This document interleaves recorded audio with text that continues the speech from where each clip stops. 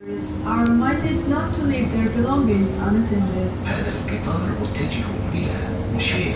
المحطة التالية هي المدينة التعليمية. يجب على الركاب عدم ترك أمتعتهم بدون رقابة.